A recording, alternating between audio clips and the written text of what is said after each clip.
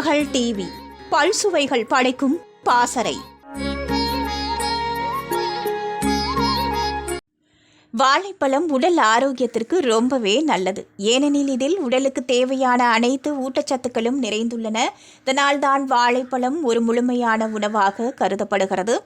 வாழைப்பழத்தில் potassium, நார்ச்சத்து மற்றும் vitamin B6 ஆகியவற்றின் சிறந்த மூலமாக இது தவிர வாழைப்பழம் சாப்பிடுவதால் உடலுக்கு கார்போஹைட்ரேட் கிடைப்பதுடன் உடல் சுறுசுறுப்பாகவும் இருக்கும்.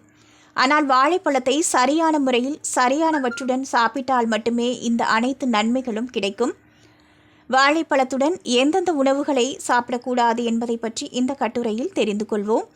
பெரும்பாலானோர் காலை உணவாக பால் மற்றும் வாழைப்பழம் சாப்பிட விரும்புவார்கள். ஏனெனில் இவற்றை சாப்பிட்டால் வயிறு நிரம்பியிருக்கும் என்றும் விரைவில் பசி எடுக்காது என்றும் நினைப்பார்கள்.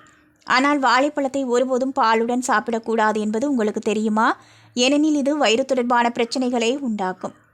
திராட்சை, ஆரஞ்சு மற்றும் எலுமிச்சை போன்ற புளிப்பு பழங்களுடன் வாழைப்பழத்தை ஒருபோதும் சாப்பிடக்கூடாது. ஏனெனில் இது செரிமான அமைப்பில் எதிர்மறையான விளைவை ஏற்படுத்தும். வாழைப்பழத்தை ஒருபோதும் தேனுடன் கலந்து சாப்பிடக்கூடாது. ஏனெனில் இது உடலில் வெப்பத்தை உண்டாக்குவதுடன் செரிமானமும் பாதிக்கப்படும்.